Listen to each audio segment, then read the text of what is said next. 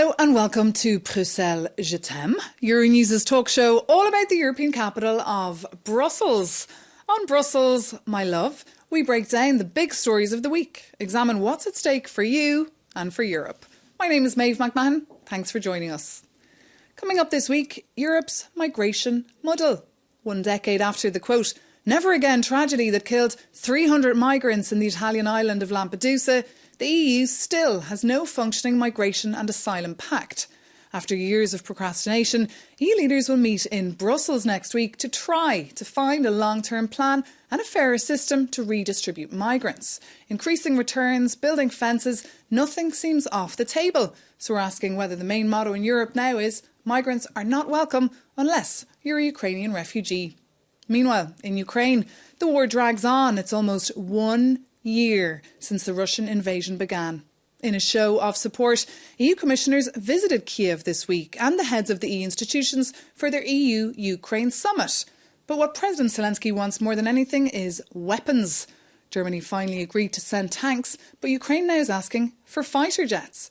So we're asking how far Europe will go to support Ukraine militarily and if there's a real fear of escalation. To talk about all these stories and much more, I'm joined here in our studio by Jeroen Lenaerts, a Dutch MEP with the European People's Party. Good to see you. Vlad George, Romanian MEP with Renew Europe. That's the Liberal and Democrats for Europe. Thank you for having me. Great to see you. And Helena Han, a policy analyst, an expert on migration from the European Policy Centre, a think tank here in Brussels. Thanks for inviting me. Welcome. Now, I'm curious to hear your thoughts, but first, let's just hear what is at stake. Christopher Pitchers reports. Migration, one of the EU's most long-standing issues of contention. Since the 2015 crisis, when over 1 million refugees fled to Europe, member states have been unable to agree on a solid set of measures to deal with the flow of migrants entering the EU.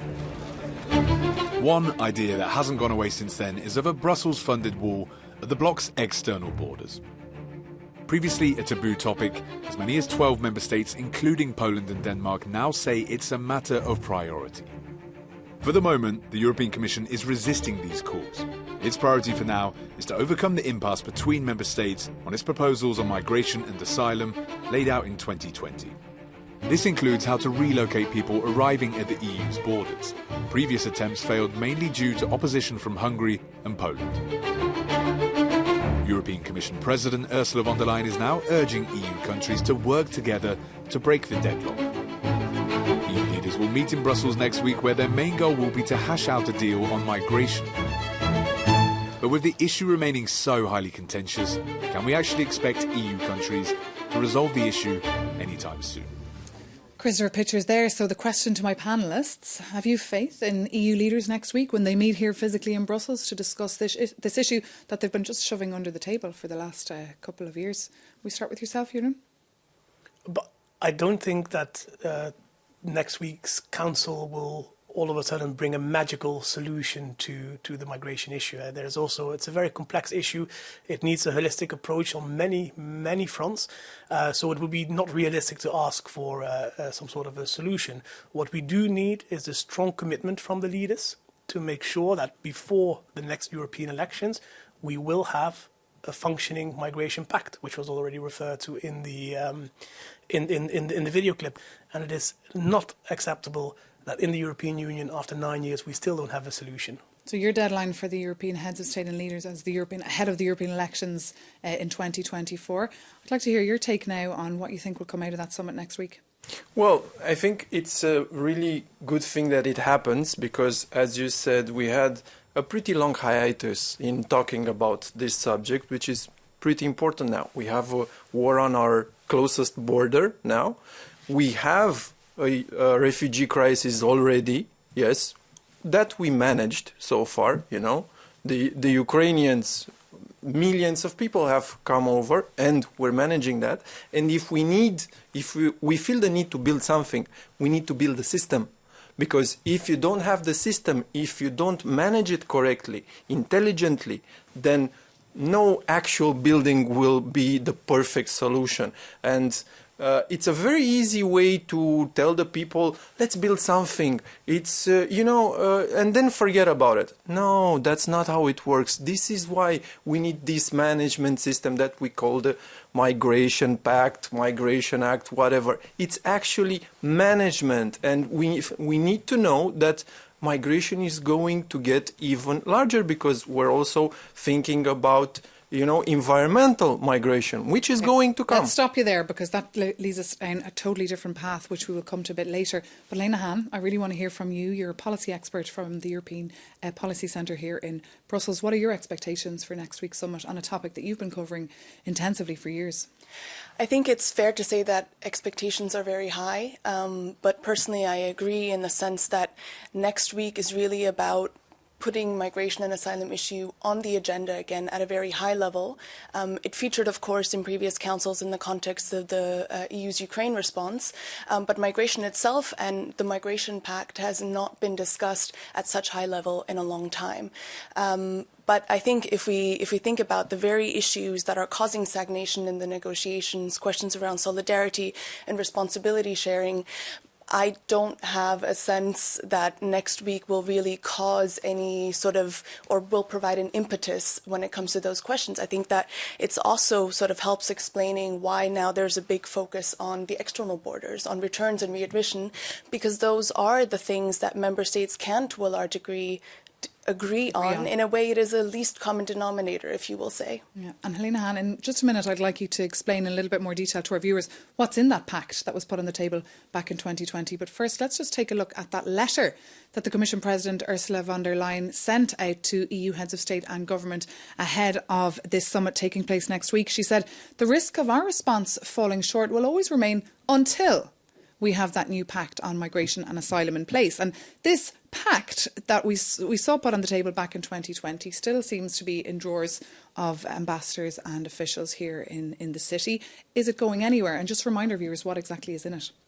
So the new pact on migration and asylum was presented in 2020, and it was presented as sort of a fresh start to the EU's migration and asylum policy. This came after years of not being able to, being able to table reform, but not really getting anywhere. And so the new Commission came into this with a lot of hope that even before the end of its mandate, it will be able to conclude reforms. Now, more than 2 years later, we're seeing that that has proven very tricky.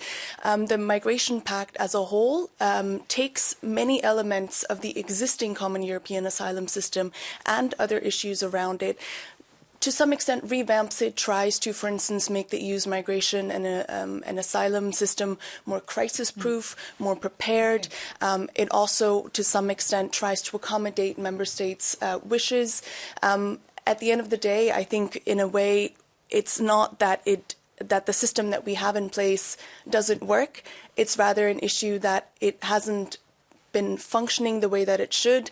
Implementation has been slow, and the new pact was sort of presented as a way to try and resolve many of these issues. So that's the pact, that's the theoretical pact, but obviously this is a very political topic as well, and when it comes down to it, it's very divisive as well in member states, especially the issue of quotas and redistribution. Mm-hmm. Right?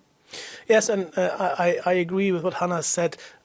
Apart from one thing, I don't think it's only that we talk about return and external borders because this is the lowest common denominator. I also think this is where part of the problem really lies today. If you see that last year 330,000 people irregularly crossed our borders, it's the highest number since 2016, and you also see that out of everybody who is not eligible for international protection, only 22% actually returns to the country of origin. And I think this really hurts the sustainability of the system and also the public support for the system if we have a procedure where we identify whether you are in need of international protection or not. But if there are no consequences to this, if people who are not allowed to stay in the European Union will anyway remain regardless of our rules and procedures, then it really hurts the public support that we have for any kind of migration policy. So I don't think it's only a lowest common denominator. I also think it's a huge issue at the moment and something that needs to be addressed if we want to build momentum also to adopt this new migration policy. And this week in the European Parliament, Vlad, there was a big debate among members of the European Parliament on this issue, a debate that could have also been a debate from a couple of years ago. It almost felt like deja vu listening into it. And the head of your party of Renew Europe was saying this was a massive issue and it would almost set the scene going forward for those elections and the trust of people as well in the European Union. Yeah, well, key word in this, I think it's elections, because we see elections in different countries, but we also should keep a clear head in that, because what we saw, and let me tell you about my country's example, because we saw two countries actually blackmailing and saying, if we don't get this, it doesn't really matter what this is, but now we're talking about migration, we're not going to vote this. And they blocked Romania's and Bulgaria's accession to Schengen, which is a huge deal. So as long as we see this kind of, politics, ugly politics, I could say so, I don't think we're heading in the right direction. And again, it's about politics. And as long as we talk about real solutions and we see to the actual problems and we're not just inventing problems, we could work together in the European Union, but not in this way, in blocking countries that have actually nothing to do with the subject. So are we seeing here all across Europe migrants being used as bargaining chips, exactly, as political weapons? So indeed, I think this is to some extent somewhat new phenomenon in the sense that we saw this witnessed perhaps most overtly in the case of Belarus, but at the same time it's part of a longer term trend, and I think it raises questions around how far is the EU willing to go to cooperate and come up with agreements or memorandum of understandings with countries that clearly have authoritarian regimes. Okay. Well, we were talking earlier about returning migrants, and let's now talk about fences and walls. I remember here in Europe a couple of years ago when Donald Trump, the former US president, was in power and everyone was mocking the idea that he would build a wall to stop migrants from getting in. But here it seems like it's no longer taboo, especially for your political party. We heard as well Manfred Weber, your leader this week, saying that EU funds should in fact pay for walls. We heard from the Austrian Chancellor a little bit earlier as well this week, saying that he wants €2 billion to see a wall or fence built between Bulgaria and Turkey. And we can take a look, in fact, at our screens there and take a look at the situation across Europe, that there are walls, there are fences. They have existed for many years in places like Calais, in Ceuta, over in Spain, just beside Morocco, Hungary-Serbian border as well, Poland-Belarus. I mean, this is not a taboo anymore, is it, in Europe, Vlad George? Well, the question is, how efficient is everything? And again, coming back to the politics, let's try to actually solve the problem, not just put big words out there because of our small political interest. For sure, European safety should be our first priority, but we should do that in an intelligent way, and again, with a management system. There's no silver bullet in this, and politicians like the Austrian Chancellor, trust me, but believe me, I have pretty zero trust in someone like him, especially when he comes up with a magical solution like that. I think that's just politics, and I think that will lead us to what happened until now, just a pause until next elections. And you're back home in the Netherlands when you're speaking to your voters. Would they be happy to see their taxpayers' money go on building walls? Yes. Okay. Yes, because they understand that the border between Bulgaria and Turkey is not only the border of Bulgaria, it's the border of the whole European Union. It's also protecting our border. And I fully agree, fences or walls are not a magic solution, but they are part of this overall system of management that we need to have in place. And what I don't understand is, and indeed you're right, walls are not a taboo in Europe, but it is a taboo in the European Commission. Because we've seen in the letter that you already referred to by President von der Leyen, she says we need to strengthen our external borders, and the Turkish-Bulgarian border is a priority. But then when Bulgaria asks, could we then have help from the European Union to improve our border, to put permanent infrastructure there, then they hear from Commissioner Johansson, you will not get one single euro cent because the European Commission doesn't believe in it. I think this is a schizophrenic message from the European Commission, and I think it's also solidarity that we help member states at the external borders to help them improve their protection of that external border that we all have as a priority. So let's hear your take then on this. I mean, because you've been having policy debates on this topic as well for a number of years. What would you say to that? So I think, first of all, when it comes to the question of EU support, to me it seems like it's a debate around semantics, because the Commission has said that it is not willing to fund border walls per se, but we do know that EU money can be used for infrastructure, such as surveillance cameras. We also know that Frontex, of course, has played an increasingly large role.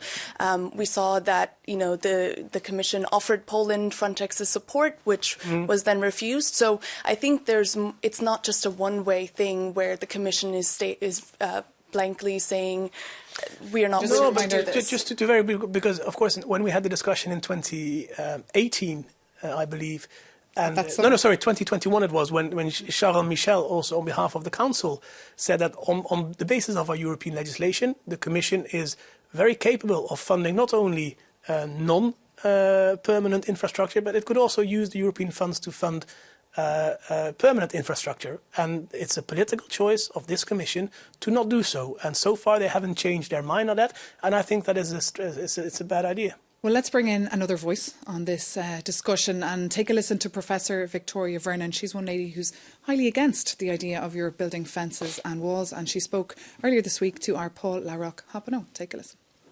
It's time for the taxpayers to hear the truth. Building walls and fences against undocumented migrants is a waste of taxpayers' money. Spending billions of euros on fences benefits politicians and the military-industrial complex. Politicians can say, look, I did something to protect you from outsiders, and defense companies can sell more surveillance equipment. There are benefits to more open but regulated migration. This could be dealt with policies, not walls. Immigrants can be given jobs. Some investment can be made into developing their skills. Private companies can help with that. Having cheap labor also helps control inflation. Inviting refugees to work can create new jobs. Vlad George, your reaction to that? Well, as I said before, we're talking about a huge problem and we're super oversimplifying the solution. We need to work together and we need to send, Romania is a border country. We have our border with Ukraine now, with the war. It's our largest border. So it's very important for us. But we need help from European Union and help from our partner countries. But whenever we get a message like this, okay, all the problems are with yourself because you are at the border. There's no help. You don't get into Schengen because you're at the border and you have all these problems. That's not an inclusive solution, So again, I think we're heading into an obstacle, walls, whatever, call it however you like, but I don't see a way to negotiate towards a solution from the countries who keep pushing for this subject and the Commission. It seems to me that they're heading into a deadlock, and again, it doesn't seem a solution in that. They're hitting a brick wall, and I have the feeling that we'll be sitting here again in 5 years having the same conversation perhaps, and as you said, more people will be arriving and there will be complete mismanagement. Well, I don't think so. I really also believe that compared to a couple of years ago, now we really have some momentum. There is some dynamics in the process, also within the member states. The fact that it is on the agenda already is helpful. I don't necessarily fully agree with what the professor said, because, yes, of course, Europe also needs labour, skilled labourers, but the way that it is happening now, with 330,000 people coming without any check on their skills or whatever, 90% of those are men, 10% are women, not exactly the normal balance in a labour market representation. So yes, we could use this in a better way, but not in the current system where just anybody can come into Europe undetected. Just a final message from you to our viewers who are looking on confused and complexed. Well, I think that actually what you're saying points to the fact that heads of state, member states need to do a much better job at explaining why the EU needs legal migration, why it's an economic necessity, and the way that labour shortages do need to be filled and how that can be part of the solution. And that's a discussion that we will definitely come back to here on Brussels, my love, because it's also a fascinating one. But that is, I'm afraid, all we have time for on this topic of migration. We will keep you informed here on Euronews and Euronews.com of the outcome of that EU summit. But for now, thank you so much for your insights, and you don't go anywhere, because after the break we'll be taking a look at how far Europe will go to help Ukraine. See you soon on Euronews and Euronews.com.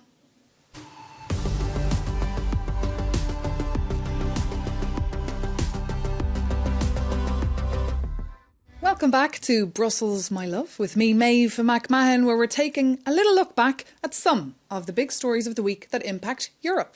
Now, after months of reluctance, Germany finally agreed to send 14 Leopard 2 tanks to Ukraine. This marks a decisive moment for Western allies in its support for the country. Spain and Norway have also said they might do the same. So first, quick question to my panellists. Was this the right thing to do? I mean, I imagine it will take a long time for the tanks to arrive. How will they even arrive? Will the Ukrainian soldiers be able to use them? Vlad, I'll just ask you first that question. Definitely it was the right thing to do. And sorry to say, but they should have done it a lot faster. As we see to the chronology of this war, we started from thinking about helping, then really helping, then looking at the USA, what it does, and then helping a little bit more. So I think that if we would have been much more decisive, when I'm saying we, I'm talking about the EU, I think Ukraine would have been in a much better position right now. And I'm sure that if we lose Ukraine, that will be the sign that the EU is not a leader anymore and that Russia is a leader, and that's a very dangerous sign for us. So when you say if we lose Ukraine, if Ukraine loses the war? Exactly. There's no way we should think about something like that, and we should go all the way in supporting Ukraine. Same question to you? No, I agree. It was the right decision, but it was late. And there's something very cynic about taking such a long time to have philosophical debates about what to do or what not to do when there's a war actually going on right at our doorstep. There's no time to have all these endless debates and national discussions. We need action. We need to support Ukraine because it's not only a Ukrainian war, it is a war that affects us all, and we need to send our support. So our MEPs in agreement there that it was the right thing to do. Helena Hahn, what do you think? Well, I think it's clear that military aid is part of a larger package. I mean, accompanied by financial measures, humanitarian measures, etc. And I think just going on what the others were saying, I think the delay risks playing into the hands of Russia in this case. And so I think even now that decisions have been made, the fact that we're talking about a couple of months or a couple of weeks. I mean, there's a lot of uncertainty around that still, and I think this may impact the continuation of the war, unfortunately. And the reason for the delayness or the apprehension and the procrastination was, of course, because the German Chancellor, Olaf Scholz, he was afraid of escalation. But our Paul Larocque-Hoppenet actually caught up with one military expert, a Frenchman, and he actually doesn't think there's any cause for fear. Take a listen. I don't think that neither the European Union nor NATO are directly engaged into this conflict. The notion of an escalation is, in my mind, a bit questionable. First of all, if there is an escalation, it is really coming from Russia with a multiple efforts to scale up their operations over the last year. On the Western side, the increase in support to Ukraine has always come as a response to Russian escalation in the battlefield. The Europeans and the Americans are very careful to not cross a very specific line, which would mean entering into a conflict with Russia, which is to send troops or planes into the Ukrainian territory or airspace. And that is not something that is going to happen. And that would be, for me, the moment where we enter a conflict, both legally and strategically. So Camille Cohn there from the European Council of Foreign Affairs, spreading absolutely no fear. But I guess the question a lot of our viewers might be posing as they watch this is, when could we reach escalation? When would we essentially be at war with Russia? I think the real difference is whether you're actively involved at that war or not. I think European member states, like any other country, we sell weapons, we sell tanks, we sell this stuff to many countries in the world without being actively involved in conflicts. I think the difference is, as was indicated by the expert as well, is okay, if you send troops in, this is a different thing, and I think that is something that should not be taken lightly. Okay. But at this moment, let's not forget that Ukraine is an invaded country, and if we, compare it to the Second World War, if the Americans would still have philosophical discussions today about whether or not to come and help us, we would still be part of Nazi Germany. So, and just briefly, will this be a game changer then, do you think? Well, I think from a humanitarian perspective, certainly any military escalation would have a large impact on the population. I mean, we have seen that, more than 8 million people have crossed into the European Union since the beginning of the war. I think at the end of last year, there was hope that people would be able to return. Surveys have shown that there's about 10-15% of people that are currently hoping to return, and any military escalation would have an impact on people not only that would be internally displaced, but may then also decide to flee to Europe. And just going back to the military aspect, I mean, the tanks now have been, the deal is done and sealed and dealed. The deal is done regarding the tanks, but the question now is fighter jets. President Zelensky now wants fighter jets, and he wants them now. Now, US Joe Biden, the president, has ruled them out for the moment. Germany has as well. But France was kind of open to the idea. We can take a look to what the French President Emmanuel Macron said about this. He said, nothing is excluded in principle. The Ukrainians are not making this request at the moment for fighter jets, and weapons deliveries should not, of course, be escalatory. But, I mean, will it come to this, Vlad? Well, listen, I'm personally heavily involved in helping Ukraine. I've started the largest support group in Europe, in Romania, which now has around 300,000 people in it. Just on that question of fighter jets. On a pragmatic answer, so this is not a sentimental answer, we definitely need to help Ukraine, because if Putin sees that it can defeat Ukraine, he will start looking at us directly. And Poland is very much supportive as well of sending fighter jets, sending as much military equipment as Europe can at the moment. Yeah, no, I think also from the Dutch perspective, there should not be any taboos in this. Ukraine is fighting a war against its will, and they need our help. Of course, you also need to look at the fact that the help that you send has actually added value. Fighter jets are something else than tanks in terms of the amount of training necessary to be able to pilot one. The context of the Russian air defenses. So we have to look carefully at that. What we send is actually helping Ukraine in this war. But as a principle, I fully agree with President Macron. Out of principle, we shouldn't have any taboos on the table. Okay. Well, that's, I'm afraid, all we have time for on this topic of Ukraine. Ukraine will also be discussed at that EU summit taking place here in Brussels next week, so we'll keep you updated on that. But for now, thank you so much to our panellists for all your insights and analysis, and thank you for watching. See you soon.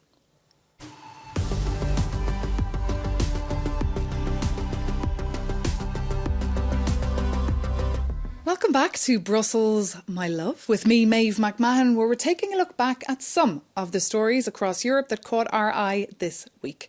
So, quick question to my panellists. Do you know this gentleman popping up on your screens now? Do you know who that is? Indeed. The winner of last week's elections in the Czech Republic. Yeah, that is the winner of he's the new president of the Czech Republic. His name is very good photo, Peter Pavel. Yeah. And his photo is exceptional. Yeah. It's good PR there. He's calling on voters. In Czech it says, go vote. Well, he's a military general. I know another picture of him with a backpack, and I would say it's actually nicer than this picture. I'm very glad that the Czech people have spoken. I'm very glad that the Czech people have chosen European values, and I'm waiting for them to do the same in 2024 European elections. You're getting your plug in there already for the European elections 2024. I mean, did he lure the voters with that slick image and the image there of James Bond slightly, or was it more his white beard that a lot of people wanted to come and take a photo of? No, I think, of course, a 007 photo is a nice sort of gadget, but this man is a career military leader. He has high functions in NATO. He is highly decorated for heroic acts on the battlefield, and I think he has built a campaign based on European values against the Russian invasion in Ukraine, in support of Ukraine, and the Czech voters have really appreciated that campaign against a very divisive, very sort of Orban-light kind of Putin-loving campaign by Babiš. And it's very good that I think with the biggest defeat ever in presidential Czech elections, Czech voters said no to that. No to division, no to polarization, yes to Europe, and yes to unity. It certainly could bring a new chapter for the Czech Republic. I mean, do you think he'll be a mover and shaker across Europe? Well, I think if we see this in the broader context, I mean, last year we had elections in Sweden and Denmark. There was a very clear shift towards the right. I think there's also similar concerns about Spain's upcoming elections, and then of course also for 2024. So I think all of this is a sign that yes, indeed, a certain progressivism can succeed. And I also think that, again, if we think in the Ukraine context, a clear commitment to peace is very important in light of the fact that, for instance, Orban has shown that he's very willing to again botch the EU's efforts.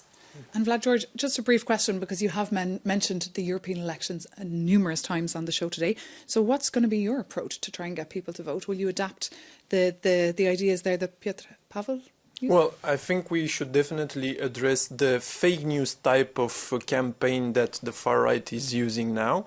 This is happening also in Romania, so it's happening all over Europe. And I think that's going to be the key, to show the people the difference between reality and real solutions, instead of just talking about perfect stuff, always swearing and always attacking, because that's not how real life works. And if we manage to do that, I think we can keep on the European values track. And same question to yourself, just briefly. No, fully agree to that. I think people are fed up with polarization. People are looking for answers to complex issues at the European level, and these answers need to come from the centre. And centre political parties need to campaign in a similar style as Mr. Pavel did, and really gain the trust of the citizens in ahead of these elections. In a similar style? So we might see Manfred Weber, the head of your party, kitted out like that? He has the beard. It's not white yet, but before 2024, maybe. Okay, and quick reaction from yourself to what you're hearing there? I think the next 1.5 years are going to be very difficult because I think there's a lot of pressure right now that time is running out and people do want to see concrete results. So it's not going to be an easy task. No, it will not. And that was a little bit like last week. We had that doomsday clock with a similar message coming from some seniors in Europe saying the time is running out and the challenges are real. Thank you so much to our panellists for your insights. Thank you so much for watching. Take care and see you soon here on Euronews and Euronews.com.